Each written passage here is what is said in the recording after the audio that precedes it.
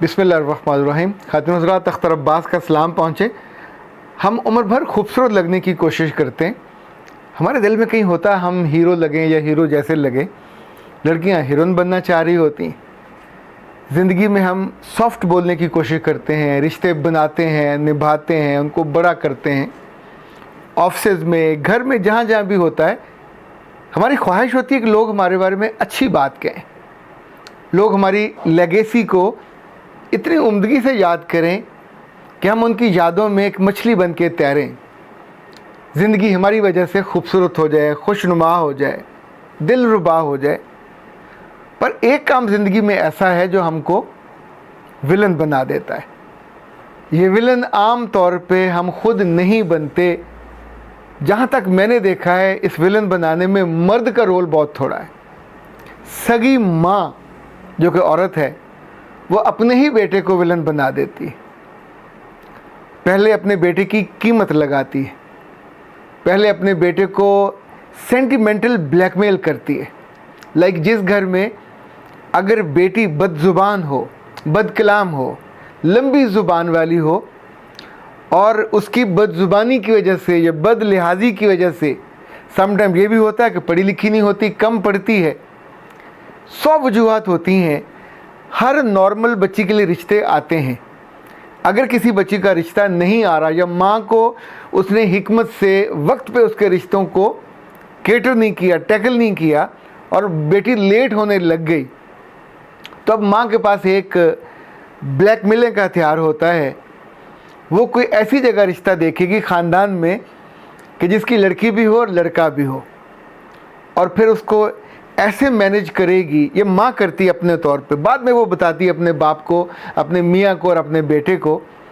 तो बाला ही बाला वो तय कर लेती है कि मेरी बेटी आपकी तरफ और आपकी बेटी मेरी तरफ। नॉर्मली ऐसे लोग माली तौर पे थोड़े आसूदा होते हैं, तो अगले ख़ानदान वाले भी ये सोचते हैं कि चलें इनकी बेटी ले लेंगे, हमारी बेटी के लिए हमें रिश्ते के लिए बहुत एफर्ट नहीं करनी पड़ेगी। इसको पंजाबी में वटा सटा कहा जाता है। मेरा ख्याल है ये KPK में भी होता है, सिंध में भी होता है, वहाँ इसके नाम कुछ और हैं। लेकिन बड़े बड़े कीमती खूबसूरत सुरमाओं को मैंने ज़मीन पे गिरे हुए बिलबिलाते और रोते हुए देखा। वो जुल्म का हिस्सा बनते हैं जो वो नहीं करना चाह रहे होते। लाइक कुछ केसेस जो मेरे तक पहुँचे जिसमें लड़कियों की शादियाँ हुई और अपनी वो ज़बान दराजी की वजह से उस घर में बार बार बेइज्जत हुई। फिर किसी एक रोज़ मियाँ ने उन पे हाथ उठाया और उसके बाद उन्होंने अपनी इस्लाह नहीं की, ना वो करना चाहती हैं। वो फ़ौरन माँ को फ़ोन करेंगी, बिलबिलाएंगी, माँ भागी जाएगी, बाप को भेजेगी और लड़की को घर ले आएगी। जो ही वो घर आएगी तो आके उसको इस्लाह नहीं करेगा, ना सिखाएगा कि बाबा अपने घर गई थी, वसो वहाँ और उनकी इज़्ज़त करो और अपनी ज़ुबान को रोको। तो फौरी तौर पे अपने वो घर बसने वाली अपनी भाभी के एक एक सुख के लम्हे की दुश्मन हो जाएगी। और आम तौर पे उसके आने से पहले पहले उसके मियाँ को या उसके भाई को मजबूर किया जाता है कि अपनी बीवी को घर से निकाल दे। यानी मैं एक ऐसी बच्ची को भी जानता हूँ, वो कहती मेरी ज़िंदगी में स्वाय इस तमाशे का कुछ नहीं है कि वो हर कुछ हफ्ते के बाद मेरे भाई से पिटती है अपनी बदजुबानी की वजह से, अपनी बदलिहाजी की वजह से। अच्छा, फिर उसकी औलाद नहीं है, अब उसको वो डिवोर्स भी नहीं देना चाहते क्योंकि उनकी बेटी यहाँ फंसी हुई है और इसके 3-4 बच्चे हैं। तो जो ही वो वापस आती है या अभी आने के प्रोसेस में होती है, अभी वहाँ से चकवाल से वो बस पे बैठती है, तो इधर से जो माँ है अपने बेटे को नीचे से आग लगाना शुरू कर देती है कि जब मेरी बेटी उजड़ के आ रही है, चाहे हफ्ते के लिए आ रही है, इसको भी उजाड़ो, ये जाएगी तो वो पीछे आएंगे इसको लेने के लिए। और आप शरी तौर पे, कानूनी तौर पे, अखलाकी तौर पे, समाजी तौर पे कोई हक नहीं है अपने बसते हुए घर को, अपनी मोहब्बत करने वाली बीवी को, अपनी इज़्ज़त करने वाली, अपने एहतराम। अच्छा, वो आपकी माँ के आगे भी नहीं बोलती, आपके साथ भी उसका कोई बदलिहाजी वाला, बदजुबानी वाला उस पर इल्ज़ाम ही नहीं है। ये सॉफ्ट काइंड। अब आप उसको कोई इल्ज़ाम लगाए बिना शर्मसारी से मुंह नीचे झुका के, कभी आपको पर्या में बैठना पड़े और आप पे इल्ज़ाम हो कि तुम दिखने में तो मर्द लगते हो, पर कहाँ है तुम्हारी मर्दानगी? तुम अपनी बीवी का एक रिश्ते का तो पास कर नहीं सकते, यानी जिसके लिए तुम वादा करके लाए थे तुम उसकी इज्जत का एहसास भी नहीं कर सकते, तुम उसके लिए स्टैंड भी नहीं ले सकते।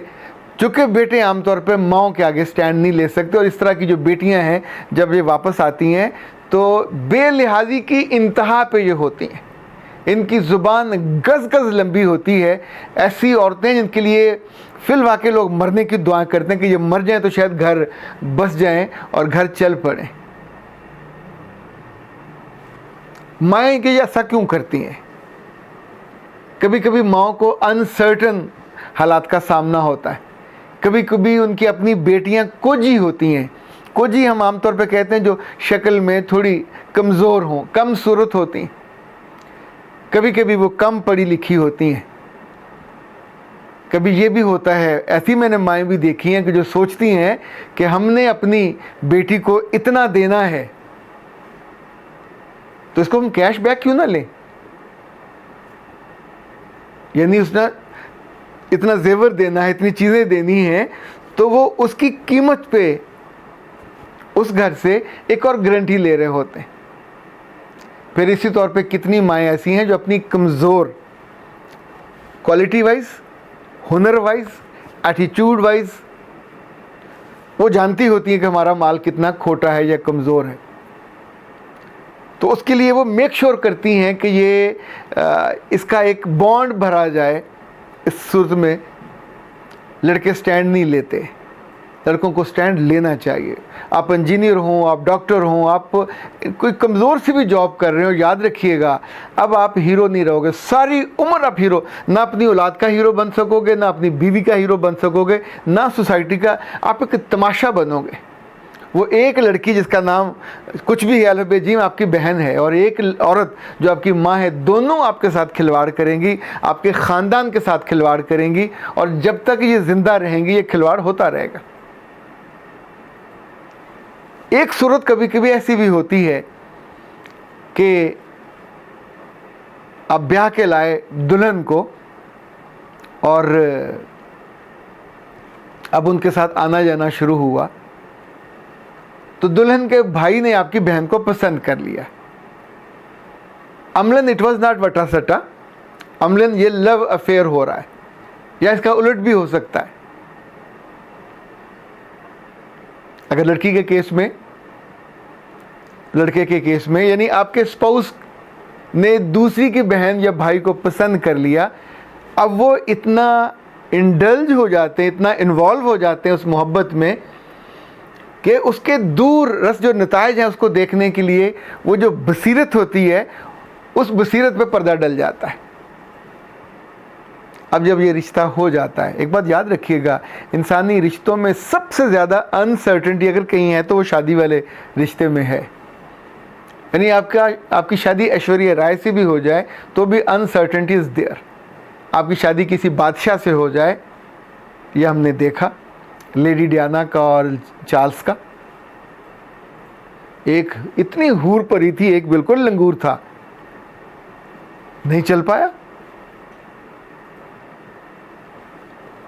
इख्तियार था, इक़्तिदार था, फेम था, सब हर चीज़ थी मौजूद, बट वहाँ सास की रोक टोक थी, वो जो बाकी घर वाले थे उनकी थी, उस लड़की से नहीं बर्दाश्त हुआ वो। सो जितना वो ड्रीम बना के, और लगता सब लोगों के लिए it was a dream girl, पर वो वहाँ शी वॉज नॉट हैप्पी। और उन साहब ने भी, यानी ऐश्वर्या उसने दुनिया की सबसे खूबसूरत औरत के मुकाबले पे जिस औरत को पसंद किया, अल्लाह माफ़ करे आप उसे कभी अपने घर में काम करने वाली भी ना रखें, पर अनसर्टेनिटी है। सो इट्स देयर, ये थ्रेट मुस्तकिल मौजूद होती है। तो अभी मुझे ज़िंदगी के मुख्तलिफ तलख लोगों की ज़िंदगियाँ देखते हुए और उनको समझाते हुए और उनको बताते हुए मैंने सोचा मैं आपसे गुजारिश करूं कि रब ने आपको हीरो बनाया तो हीरो बन के रहिएगा, हीरो बन के जिए। अपनी माँ के कहने पे या अपनी बहन के लिए कुर्बानी का बकरा मत बनिए। इस बकरे का ज़िबा होने के बाद किसी ने नाम भी नहीं लेना, सारी उम्र आप ज़िबा होते रहोगे, अपना घर नहीं इस्टेब्लिश कर पाओगे। इवन आप मुल्क के बाहर हो गए तो वहाँ भी फ़ोन की घंटियाँ खड़केंगी कि निकालो इसको बाहर, और you are bound to do that, you wouldn't be able to even refuse. बच्चे आपके बड़े हो जाएंगे, आप सोचो, तब तक माँ नहीं रहेगी, वो बहन भी शायद रहे ना रहे, पर आपके पास जो चीज़ नहीं होगी वो इज़्ज़त, वो क्रेडिबिलिटी। आपकी बीवी ने इस बीच में जिस जुल्म का और जिस बदतहजीबी का और बार बार डिसरिस्पेक्ट होने का जो वार सहे होंगे आपके हाथों, उसकी मुजरिम आपकी माँ नहीं है, आपकी बहन भी नहीं है, आप हो। सो जब आपको इल्म है कि you wouldn't be able to resist, तो बाबा उसमें पंगा क्यों लेते हो? वहीं थोड़ा सा बुरा बन लीजिए, लेकिन बकरा मत बनिए। किसी बकरे को याद करके लोग रोते नहीं हैं, उसकी कुर्बानी के बाद बोटियां बोटियां खाते हैं, मज़ा उड़ाते हैं, और उसके बाद दोबारा उस बकरे की याद भी नहीं आती, नया बकरा चाहिए होता है। खतरनाक कुछ अरसा पहले एक खातून अपने 2 बच्चों के साथ मेरे पास तशरीफ़ लाई। बुर्का उन्होंने पहना हुआ था। जब आके बैठी तो बच्चे इवन मेरे ऑफिस में शरारतें कर रहे थे और she was unable to stop them. उसका रोना नहीं रुक रहा था। फिर उसने रोते हुए कहा कि सर मैं इस वक्त अपने घर जा रही थी। तो मैंने पूछा क्या हुआ? उसने कहा होना क्या है, ये तमाशा है जो मेरी ज़िंदगी में इन बच्चों की पैदाइश से पहले शुरू हुआ था, और मुझे लगता है जब बच्चे बड़े हो जाएंगे, इनकी शादियां हो जाएंगी, पर मेरे साथ ये सलूक होता रहना। मुझे हर दफ़ा बिना किसी कसूर के मेरा मियाँ एक फ़ोन के बाद उसकी माँ का फ़ोन आता है या उसकी बहन का फ़ोन आता है, और समटाइम उसकी बहन उसकी गैरत को ललकारती है कि बेगैरत हो तुम, इसके भाई ने मेरे साथ बदतमीज़ी की है और मुझे फ़लाँ चीज़ लेके नहीं दी, और तुम्हारे पास मेरे घर में, मेरे माँ बाप के घर में ये सुख चैन से रह रही है। और मेरा मियाँ एक रोबोट की तरह धक्का दे के मुझे कहता निकलो यहाँ से, जब तक तुम्हारा भाई आके माफ़ी नहीं मांगेगा तो तब तक मैं तुम्हें वापस नहीं दूंगा। उसने कहा मेरा भाई, उसकी ज़िंदगी के मकासद में, ऑब्जेक्टिव में, मामूलात में ये शामिल है कि हर 2-2.5 माह के बाद उसने मुझे लेके आना है, घर छोड़ेगा, और बिना किसी कसूर के। फिर उसने कहा सर हम सुनते थे कि ये जो बहुएं होती हैं उनके साथ होता है मामला कि अगर माएँ बदतमीज़ हों और बेटे भी बेवकूफ़ हों तो फिर हर छोटी सी बात पे वो उन्हें माँ के पाँव में या बाप के पाँव में बिठा देते हैं कि मांगो मेरी माँ से माफ़ी। और वो बेचारी पूछती हैं माफ़ी मांगने के बाद कि भाईजान माफ़ी तो मांग ली है, पर ए तो दसो कसूर की सी, और दे हैव नथिंग टू से। पर उनको अंदर से जो झूठी अना है, ये छोटापन है इंसानों का, कि वो सोचते हैं कि किसी की घर से जो इज़्ज़त लेके आए अब उसको झुका दिया जाए, क्योंकि आपके बस में है, वो बाउंड है, वो मजबूर है। वो भाई खुद नहीं आना चाहेगा तो उसकी माँ भेजेगी, उसका बाप भेजेगा, उस घर के बाकी बहन भाई भेजेंगे कि 2 बच्चों की माँ है, घर में आई बैठी है। अच्छा, ऐसे जो मर्द हैं ये महीनों गुजर जाएंगे, इनको हया नहीं आएगी कि हमने अपनी बीवी को, अपने घर को बर्बाद करके, अपने घर को, उसका सारा सुकून उसको जला के राख कर दिया हुआ है और उस बेचारी को भेजा हुआ है। तो जब तक या तो उनकी बहन इजाज़त ना दे या उसकी माँ इजाज़त ना दे, अब एक गलत काम कर लिया तो रेमेडी आमतौर पे उसके हाथ से निकल जाती है। खुद फिर फ़ोन करके वापस बुलाते भी नहीं हैं। वहाँ ज़्यादा तकलीफ़ हो, या वो भाई को ज़्यादा तकलीफ़ हो या उसकी माँ को हो, तो फिर वो बेचारे आएंगे और आके वापस जमा करा के जाएंगे। इसका एक दूसरा एंगल था। ये नौजवान लाहौर में बहुत अच्छी जगह जॉब कर रहा था। एक गांव से था, साहिवाल के करीब एक गांव में, अच्छी माशाल्लाह उनकी अच्छी ज़िम्मेदारी थी, और उसने शादी की तो बीवी वहीं थी। जब वो मेरे पास आया तो उसने कहा कि सर मैं यहाँ, एक बड़ा ब्राइट करियर है जो मेरा इंतज़ार कर रहा है, पर उस करियर की राह में मेरी अपनी ही बहन और मेरी अपनी ही माँ रुकावट बनी हुई है। हर कुछ दिनों के बाद जब मैं दफ्तर होता हूँ तो उनका फ़ोन आता है, और फिर एक नहीं आता, फिर फ़ोन पे फिर फ़ोन पे फ़ोन, घंटियाँ बजती हैं, और एक ही होता है कि उसको कोई घर से छोड़ के चली जाए। वह क्यों चली जाए? चूँकि जब शादी हुई तो ज़मीन में बाँट ना हो, और उनके पास रहे और हमारी पास रहे, तो वटा सटा हो गया। और वटे सटे में ये किसी और से नहीं था, ये सगी खाला के घर था। जो भाई थे वो भी सगे भाई थे, यानी डबल रिश्ता था। लेकिन आप सोचिए कि जिन्होंने किया, आई डोंट नो, उन्होंने कोई विशफुल थिंकिंग अच्छी तो नहीं मुझे लग रही, बुरी नीयत के साथ ही किया था, इसीलिए तो उसका हर जो एक्शन था वो नाखुशी लेके आता था। वो कहता था हर कुछ दिनों के बाद मुझे फिर जाके उसको मनाने जाना पड़ता है, जिसको माँ ने निकाला होता है या बहन को निकाला होता है। फिर उसने कहा सर जब वो नहीं जाती, वो पूछती है कि अम्मा मेरा क्या कसूर है, तो मेरी माँ उस पर हाथ उठाती है। अगर माँ हाथ ना उठाए तो मेरी बहन उसको हाथ उठाती है। उसके बाल उन्होंने एक दफ़ा काट दिए, उसके चेहरे पे थप्पड़ मारे, और 2 दफ़ा तो ये हुआ कि उसको इस तौर पे धक्के देके घर से निकाला। आपको पता है गांव में कोई सवारी तो नहीं मिल रही होती, तो वो बेचारी घर से बाहर दरवाजे के साथ, यानी उस सीढ़ियाँ जो 2-3 स्टेप्स होते हैं वहाँ बैठी रही। ना उसके पास ऊपर लेने की चादर थी, ना उसके पास कोई और चीज़ थी, वो जो 2 कपड़ों में थी वो वहाँ बैठी हुई थी। और ये सगी खाला ने किया, ये खाला की सगी बेटी ने किया। आप सोचिए कि वट्टा सट्टा कितनी नफ़रत दिलों में भर देता है। जहाँ इल्म हो कि ये एक जहर का पैमाना जो भरा रहना है, यह जालिम का बच्चा खाली नहीं होता, तो प्लीज़ उस रास्ते पे मत चला करें। लोगों के तजर्बे से सीखना चाहिए, लोगों की गलतियों से सीखना चाहिए। मैं तो कभी कभी डरता हूँ कि आखिरत में अल्लाह न जाने इन औरतों के साथ जो आपकी सगी हैं उनके साथ करेगा क्या, कि जिन्होंने ज़िंदगी भर समझदार, ज़हीन, खूबसूरत, मासूम, बेकसूर लड़कियों के साथ खिलवाड़ किया और उनकी ज़िंदगी को लिटरली जन्नत की बजाय जहन्नम का नमूना बना के दिखाया। कभी बंदा अपनी गलती मान लेता, अपनी बेटी को सुझा देता है, उसको कर लेता है। अगर एक टांग में ज़ख्म हो तो क्या दूसरी को ज़रूर अपने ज़ख्मी करके दोनों काटनी है, दोनों बाजू अपने ज़ाया करने। ये जो वट्टा सट्टा शरीफ है ये आमतौर पर सगे अजीज़ों के दरमियान होता है, 2 बहनों के बच्चों के दरमियान, 2 भाइयों के बच्चों के दरमियान, हो करीबी ख़ानदान के लोगों के दरमियान जो होता है। जो बाहर वाले जब उनके यहाँ रिश्ता हो जाए और फिर उनकी मोहब्बत का कोई मामला हो जाए, वहाँ फिर भी मामला चल जाता है, क्योंकि वो मोहब्बत वाले जो हैं, ये मोहब्बत उनके सर चढ़ के बोलती है और आँखों पे पट्टी बन जाती है, तो वो आमतौर पे पागल नहीं होते, दूसरे के लिए अपने घर को बर्बाद नहीं करते।